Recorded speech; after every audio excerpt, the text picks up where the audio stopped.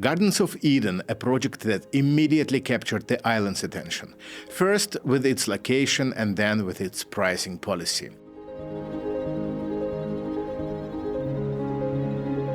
Even the initial price was high, for some too much. The developer has Russian roots. Alexander Chuvalov is famous for the Reef Residence complex in Sochi. The project architect is Martin Paleras, who designed Twin Palms Montazur.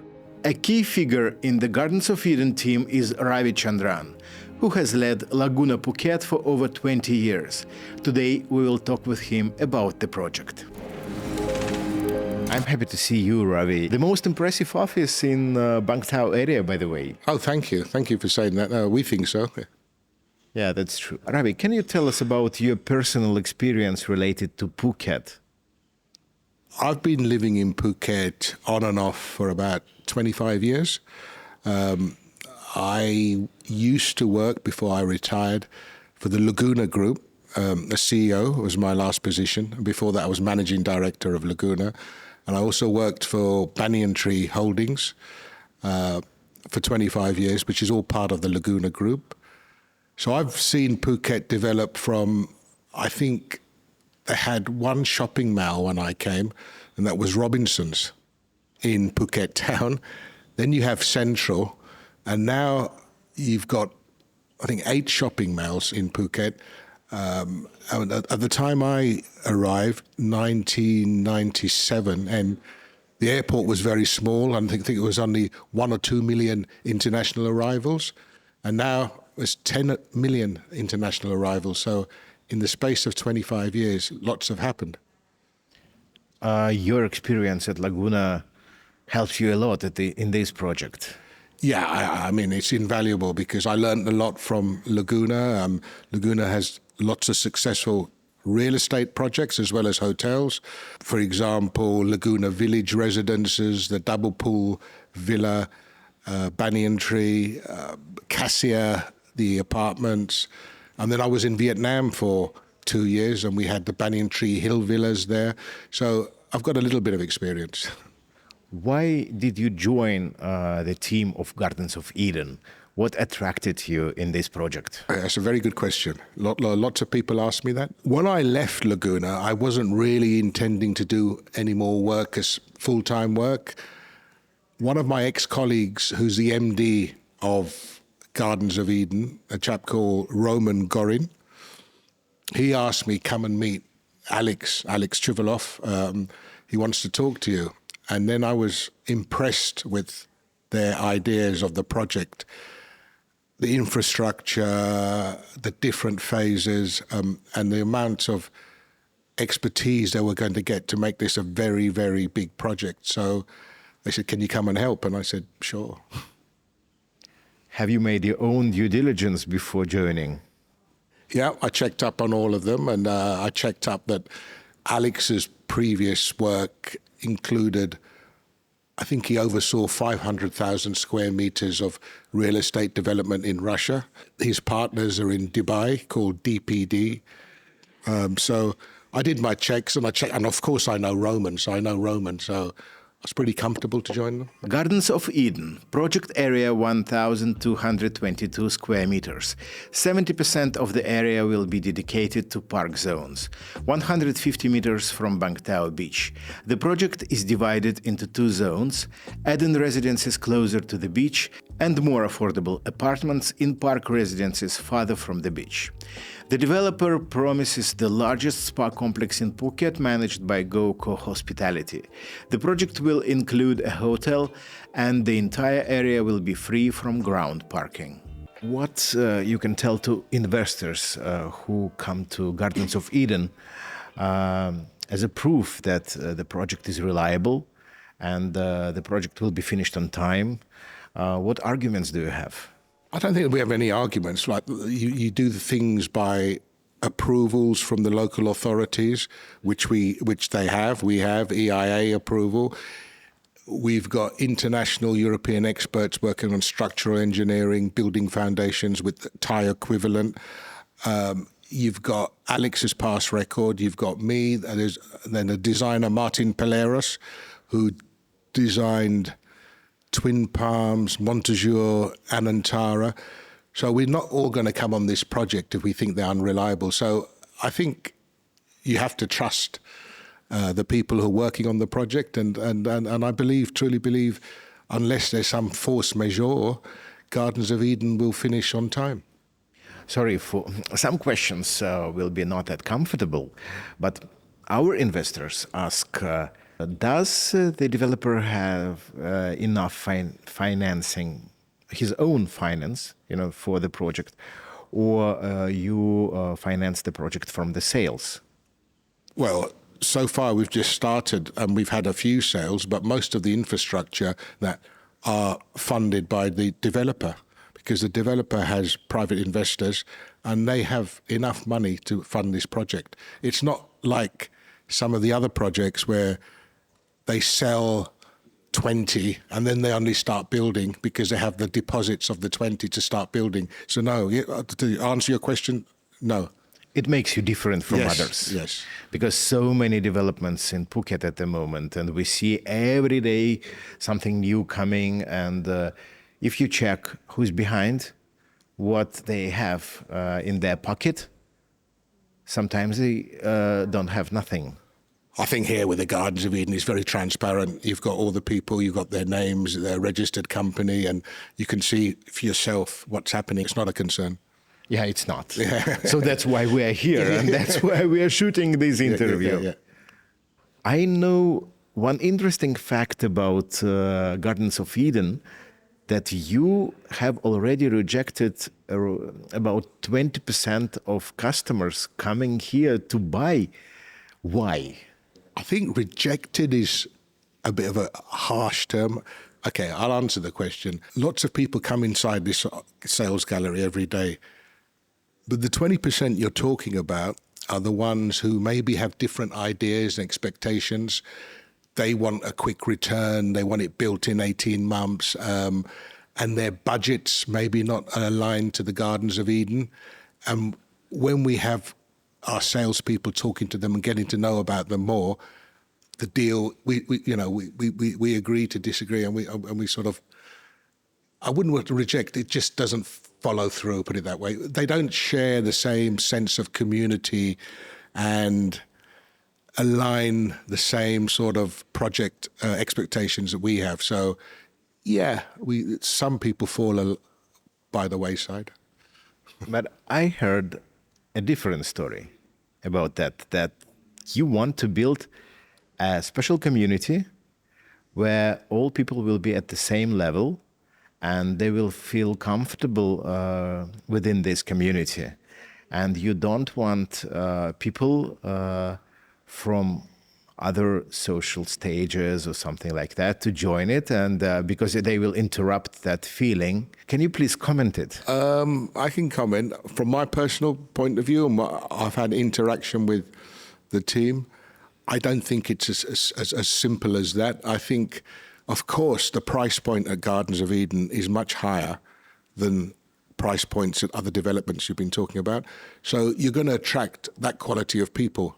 So I think I've answered the question. So the people buying into this come from a certain standing and class and community who can afford those prices, and they're used to the environment. It's just not as though we go out and say, you don't have enough money, you can't come here. So it just happens. Polite way of answering that question. It goes with the flow. Yes, something like that. The right people will join the project. Correct. Because of the price, because of explanation, what kind of society, community will be here. And not everyone wants that. Maybe some people want to flip and make a quick buck quickly. So that's the way the 20% have fallen by the wayside. Gardens of Eden is not a project where you can make a quick flip sale. I don't think so. It's a long-term thing, but it's definitely an investment where you can make very good money. Can you tell me more about your main idea about long-term investment in this project? What it could give the investors in the future? What ROI you expect for investors? I mean, ROI, we can anything from 8% to 12%. depending on the economics of the time. It's very hard to say commit to a figure, but everyone knows that land prices are increasing. Everyone knows asset value is increasing. And in this location, next to Laguna, this is the most sought-after area in Bang Tao. And I think you agree with me on that. So if you just look at the maths, what the prices were 10 years ago to now, and what you think if we extrapolate that for the next 5 to 10 years, it's definitely a very good investment. It will go up. So I don't want to say it's 20% ROI or 10%. But on the safe side, 8 to 12%. Especially if you compare two graphs. One is the price of Thai baht to US dollar. And actually, it's very stable. If we see that chart from 2000 to 2023, the price is similar. Yeah. And if we see the chart of price growing per square meter, oh my God! By the way, you know the average price per square meter in 2000 in Phuket? Good question. You tell me. I can share with you. Okay. It was 20,000 baht per square meter. It's like 600 US. 600 US and Yeah, now 600 US per square meter in 2000, and now the average price is close to 4,000. In good projects, 250,000, 250, 250 to about, yeah. So that's how it works, and that's how long-term investment works. The price growth 7 times. Yeah.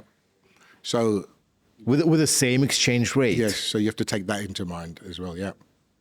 And we recommend to our customers not to look for investments shorter than 3 to 5 years. Yeah, I was going to say more towards 5 years than 3.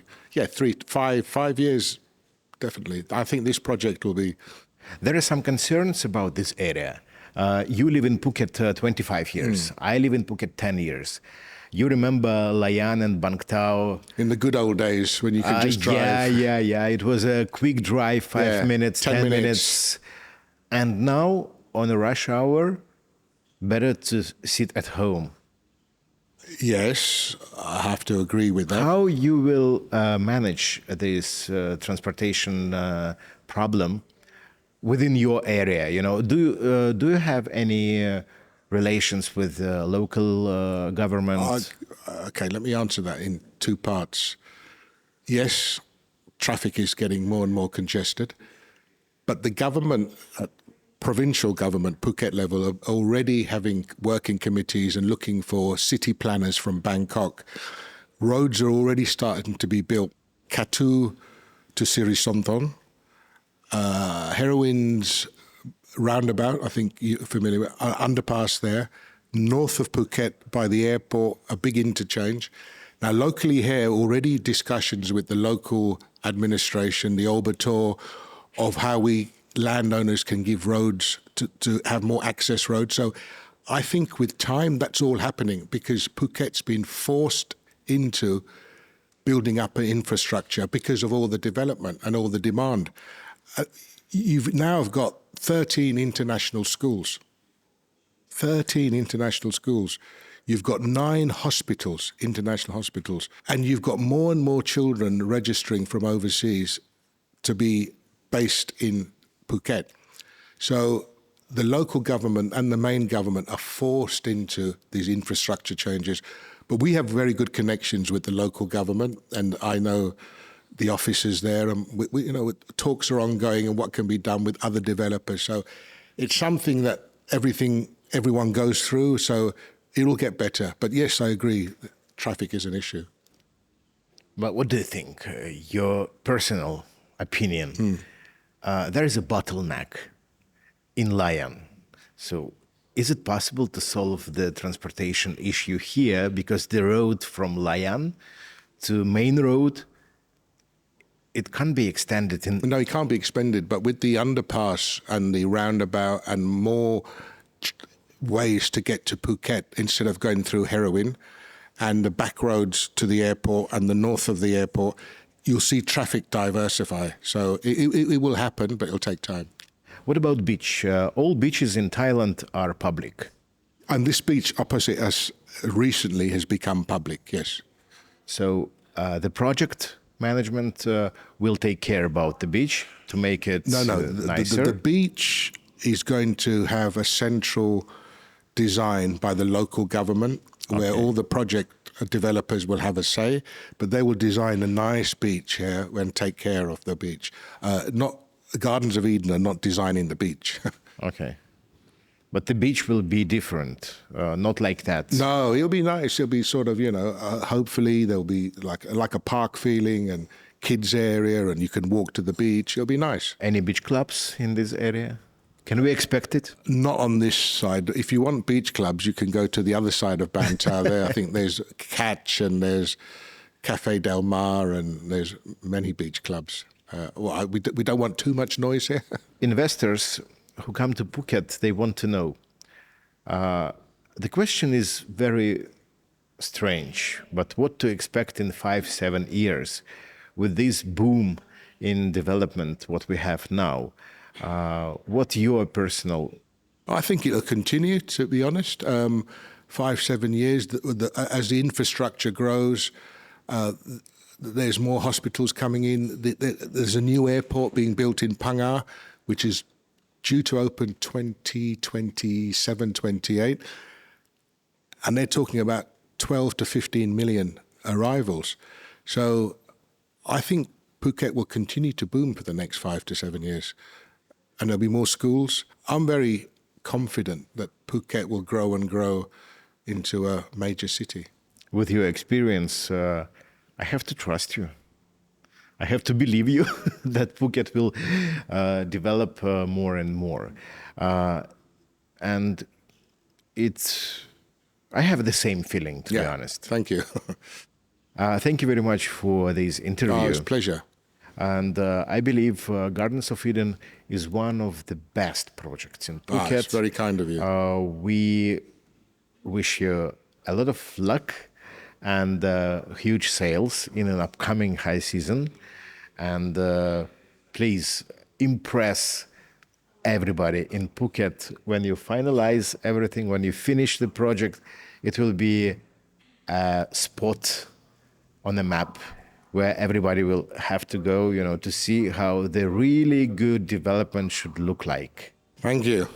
Appreciate that. Thanks. Thank you very much. In conclusion, Gardens of Eden is a meticulously planned project. The developer pays attention to details others overlook. The construction quality is based on Russian standards, pretty high. I'm confident that the complex's sales will break all records in Phuket market. We appreciate if you like this video and you subscribe to our YouTube channel. See you soon here.